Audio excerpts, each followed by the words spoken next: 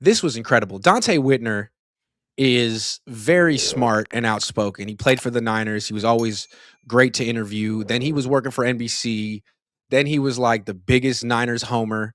Now he's not working for NBC. And I haven't really been following up with him, but he went crazy viral this week, eviscerating Raheem Morris. I didn't see it coming. He made some good points. So, Larry, why don't we all listen to Donte Whitner, Yeah, shout out hear it. Hittner, and assess his assessment? Because, damn. Okay, here we go. People achieve success without merit. I truly believe that the 49ers will be looking for their next defensive coordinator, mainly because they hired based on friendship and they went with the safe bet here. Now you say he might have earned it, Whitner. He might have earned it. His track record as a defensive back coach in Washington, 30th ranked pass defense, 26, 28, 24. He goes and get nepotized again in Atlanta with his college coach, Dan Quinn. 250 plus yards given up, 19th ranked. Then Dan Quinn gets fired and you assume the role bottom ranked in defense again that year. 2021 comes, McVay makes a call and gives him the responsibility of taking on Aaron Donald and Jalen Ramsey in the number one defense in 2021.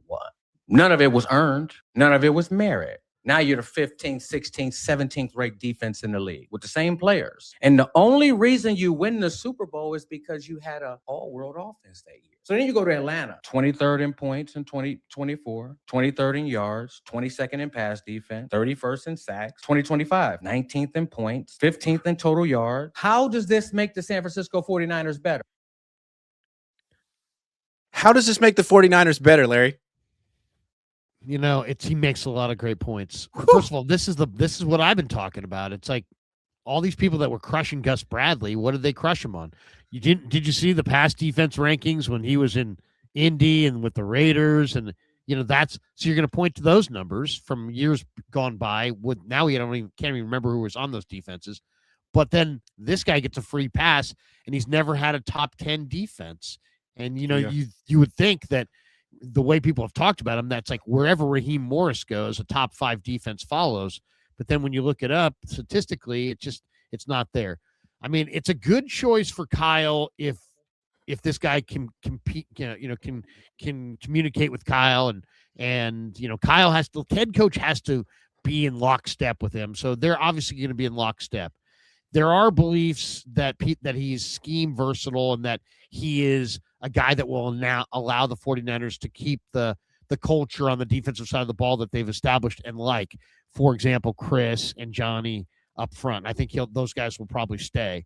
And then they like their wide 9, and this is a guy who's proven that he can do it from a 4-3, from a 3-3-5, from a 3-4. I mean, he is a chameleon in that regard. He can be scheme versatile depending on the talents of his players. So he's also thought to be a guy that the players really like, that he really believes in, establishes a positive culture. There's a lot of good things about Raheem Morris. He has developed some players that I think he potentially could bring here, like a Kobe Durant. I thought he got a really good usage out of Jalen Ramsey when they won the Super Bowl there, and they used him in that star role. I thought it was really effective. I don't know. I agree. That's why, there's warts to all these guys. That's what I was trying to say when I was saying I was fine with Gus Bradley. The warts on Schwartz were that you were going to have to go from a team that you've almost predominantly plays zone to now playing man, and you may not even really have man coverage players back there, and it's a totally different mindset. You may have to change personnel, so that was going to be an issue. And then with Bradley, it was going to be like, well, does he adapt? Is he just going to play cover 3, and can he deal with modern offenses? Can he provide those wrinkles? And I think with Morris, it's like, is he just Kyle's buddy who's a good defensive coach who's been on some incredible teams and has 2 rings, or in the right place, right time, or is he truly this awesome top tier defensive coordinator that can take your talent and add his wrinkles and make it all work? I don't know. I mean, after listening to Whitner, I had to ask myself, what is truly the difference between Raheem Morris and Steve Wilks in these situations?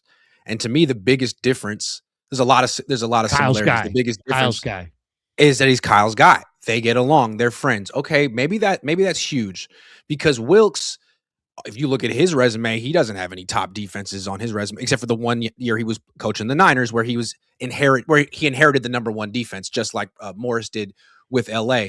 So 3-4 guy, kind of like Morris, pressure guy, kind of like Morris. So Kyle was into it. He let Wilks do his thing. They were 5-0. Wilks was getting head coach conversation stuff. He was up in the booth. He called that one blitz in Minnesota before halftime and got burned. And it seemed like Kyle neutered him immediately after that, and the relationship went sour. So is it just going to take one blitz that goes wrong for Kyle Shanahan to be like, you know what, this is bad. This was a total mistake? I wonder. I think their relationship is probably, he's probably has more belief in Morris. And you got to remember this on the Wilks thing. I mean, Wilks was brought in. They couldn't even decide where he should watch the game from and where he should coach it from.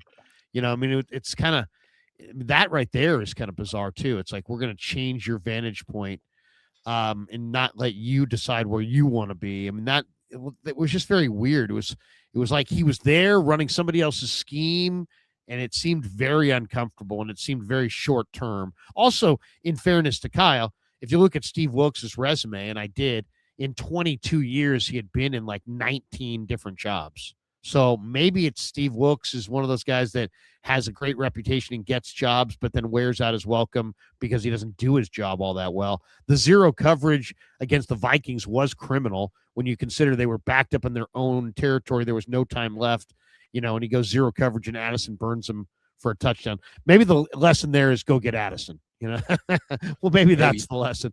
But no, I think there's good things about Morris. I think that, the Niners play, they believe in the wide nine and a zone heavy scheme. And I think this is going to allow them to have a wide nine and a zone heavy scheme, but with a guy who is good at building culture, is very positive, and is somebody that Kyle likes and trusts. The other thing, that the word that Kyle always uses, Grant, when I ask him about, because I ask this question a lot, it's just one, because I don't like the personality questions. I like the information questions. So I always ask him, hey, what does this defense that you're playing this week, Kyle, look like on film? And a lot of times when he really likes a coordinator, he'll say, it's a blend of very timely blitzes that are well schemed and well planned with sound fundamentals across all levels. And that's really what Morris is. He's going to blend the modern blitz packages. He's going to play cover 3, cover 4, very sound zone principles. He's going to connect with the players. He's going to develop the young defensive backs. And, I don't think I'll say this. If you think he's going to come to town and turn water into wine and suddenly their crappy players are all going to be awesome, no. The big deal here is going to have to be somebody's going to have to make an investment in the draft. And I'm hoping that Raheem Morris has a great eye for talent. And maybe he's the reason. Like, he was in Atlanta this last year. They got Xavier Watts, Billy Bowman at safety. Maybe the two best safeties in the league rookie-wise. And they got the two best rushers in Pierce and Jalen Walker, who have great speed. Maybe he's got an eye for defensive talent because Atlanta sure had a great year on that side of the ball in the draft. Chris Sims was asked about Raheem Morris, and Chris Sims is Kyle Shanahan's best friend. And I just refuse to believe that they don't talk every day on the phone until 3 a.m. You know what I mean? So I always feel like he's informed by off the record. And, to me, Robert Salah just got hired by the Titans because he kind of did turn water into wine, or maybe not wine, but something close to it. I mean, that defense on paper was the worst in the league. And actually, I mean, he got it playing like an above average defense a lot of the time. And he did it in a very passive way, not giving up big plays, bend but don't break. Sims was like, it'd be kind of nice if this defense could get a turnover. It'd be kind of nice if this defense could get some sacks. So I think maybe Kyle felt, Salah did well, but I actually, want a more aggressive defense now. It's kind of hard winning when the defense doesn't get you any sacks or any turnovers. So it seems like maybe Kyle has changed his thinking about what he wants from his defense. He's been so passive for so long. Maybe he'll actually give Raheem Morris the green light to bring more pressure. But I guess what Salah would say, and maybe what Whitner would say is, all right, great, you're going to bring pressure. Are you going to give up fewer points than Salah? Because last year Salah gave up 21 here, and Morris gave up 23 in Atlanta. So is he really better? Is this defense good, or was it well coached last year?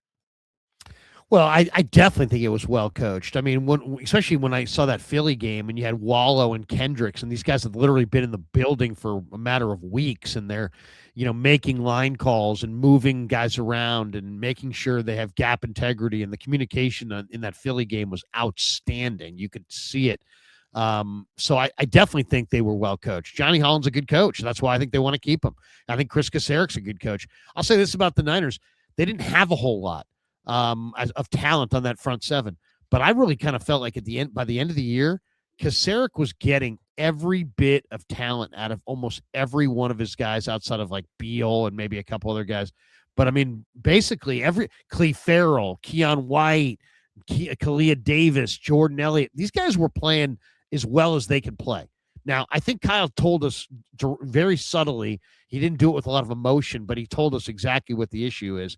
They're slow. This is a slow football team. They were one of the fastest teams when they went to the Super Bowl in Super Bowl 54 against Mahomes and the Chiefs the first time around. They're slow. The wide receivers are molasses. They're really slow. The running backs, McCaffrey has lost a step. I don't care what anybody says. He's lost a step. Kittle's now getting up there. They're slow. They're really, really slow on offense, and they're really, really slow on defense. So, I mean, they got to build up their speed off the edge at the second level. I mean, look at the Seahawks second level speed with Drake Thomas and Nick Emanwari, and you're looking at Garrett Wallow and Curtis Robinson. And, I mean, come on.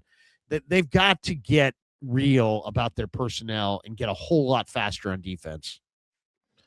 The Big 25 says cheaper to bring in someone that actually knows how to draft in rounds 1 through 3. You're right. Riker Trav says, Grant and Larry, you guys are awesome. F you, Krueger. Thank you, sir. Joseph Ernberg says there's no hope for this team the next 4 to 5 years. It's always a pleasure to see you. Joseph M. Dallas says Salah also has a mediocre defense until he got Bosa, then had a mediocre head coaching career. Same story as Raheem. Same story as Raheem? I would say that Robert Salah is definitely better than Raheem Morris. Well, let's just say this. None of this is rocket science, man. This is about the Jimmies and the Joes. This is not about the X's and O's. Even these guys, even these defensive coaches, for the most part, if you got them in a room, they'd admit it.